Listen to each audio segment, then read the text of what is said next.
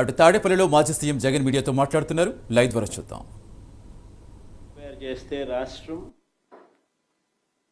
రాష్ట్ర ఎకానమీ తిరోగమనంలో ఉంది.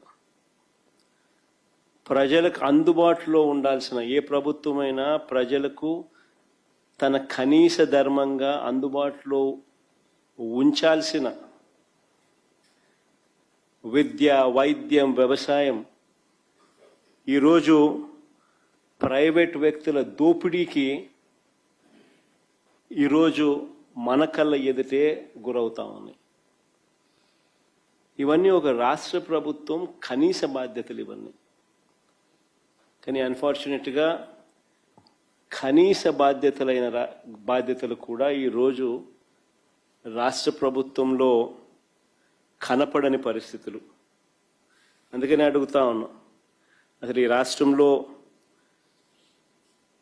పాలన అనేది సాగుతూ ఉన్నది ప్రజల కోసం సాగుతూ ఉందా, లేకపోతే దోపిడీదారుల కోసం ఈ పాలన సాగుతూ ఉందా అన్నది నిజంగా అర్థం కాని విషయమే. ఒక క్వశ్చన్ మార్క్.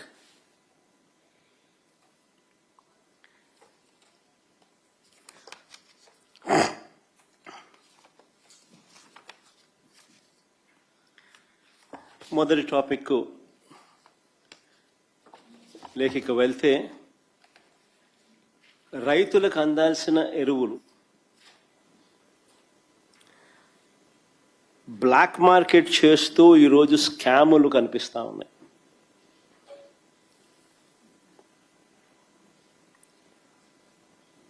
దాన్ని నిరసిస్తూ మా పార్టీకి సంబంధించిన నాయకులు, కార్యకర్తలు రైతులకు తోడుగా నిలబడుతూ రైతుల పక్షాన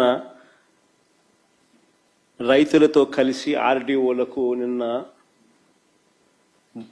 అర్జీ ఇచ్చే కార్యక్రమం చేశారు. ఆశ్చర్యం ఏమిటనంటే, రైతుల తరపున మేము చేసే ఈ కార్యక్రమం అడ్డుకుంటూ ఏకంగా పోలీసులు దీన్ని అనగదొక్కే కార్యక్రమం ఏ మాదిరిగా చేస్తారు అని చెప్పి చూస్తే, ఆ నోటీసులు ఒకసారి చూపించండి, ఒకసారి ప్లే చేయండి ఒకసారి.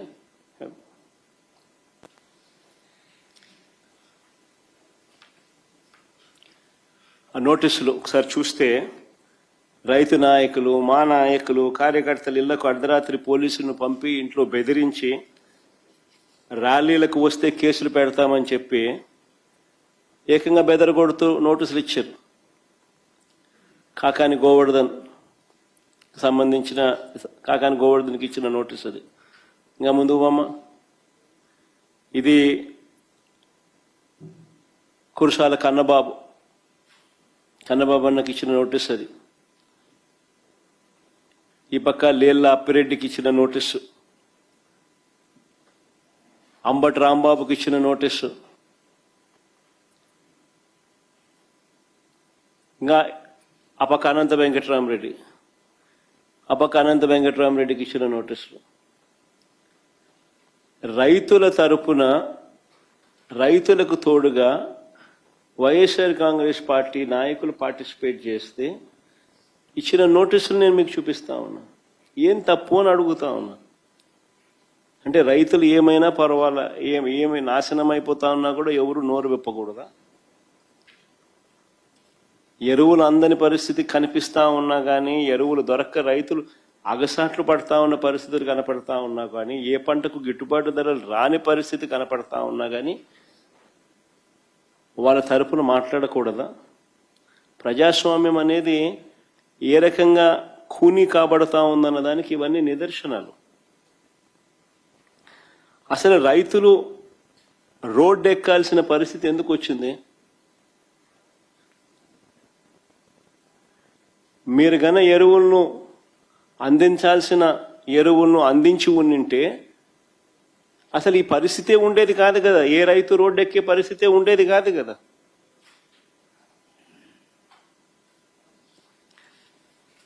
మీరు స్కాములు చేయకపోయినంటే ఎరువుల విషయంలో ఈ పరిస్థితి వచ్చి ఉండేది కాదు కదా.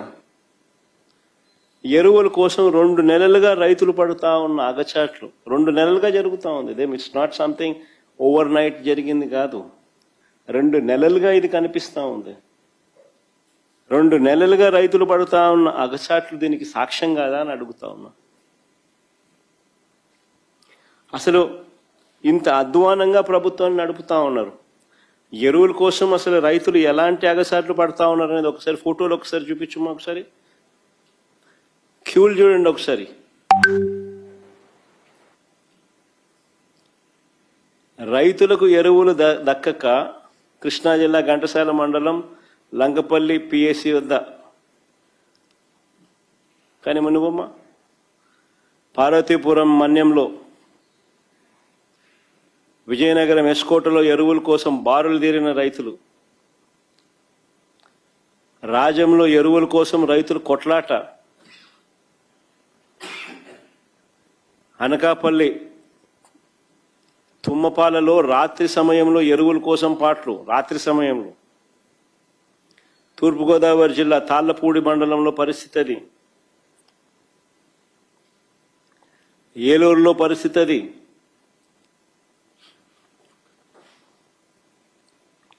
నూజివీడు నియోజకవర్గంలో పరిస్థితి అది, ఎన్టీఆర్ జిల్లా గొల్లపూడి ఎరువుల కోసం క్యూ కట్టిన రైతుల పాదరక్షలు, గుంటూరు జిల్లా రేపల్లె వ్యవసాయ మార్కెట్ యార్డ్ గోడౌన్ వద్ద రైతుల ఆందోళన. ఎరువుల కోసం ఇదంతా. పామరు మండలంలో, ప్రకాశం జిల్లా పామరు మండలంలో, పామూరు మండలంలో కురమద్దాలిలో పరిస్థితి అది. సత్యసాయి జిల్లా సోమందపల్లెలో పిఎస్సి వద్ద పరిస్థితి. అన్నమయ్య జిల్లా మదనపల్లెలో క్యూ లైన్లో పరిస్థితి. చిత్తూరు జిల్లా కుప్పం సొంత నియోజకవర్గం, చంద్రబాబు నాయుడు సొంత నియోజకవర్గంలో పరిస్థితి. ఏడన్నా దుంకి సావచ్చు చంద్రబాబు నాయుడు. కనీసం కుప్పంలో కూడా కనీసం రైతులు, కనీసం ఆయన సొంత కాన్స్టిట్యున్సీ రైతుల పరిస్థితి అట్లుందనంటే. ఇది వ్యవసాయ శాఖ మంత్రి కాన్స్టిట్యున్సీ. శ్రీకాకుళం జిల్లా మంత్రి అచ్చెన్నాయుడు నియోజకవర్గం టెక్కలిలో పరిస్థితి అది, క్యూ లైన్లలో. ఇద్దరు ఏదైనా బాయోగి ఏదైనా చూసుకొని దుంకుతే బెటరు.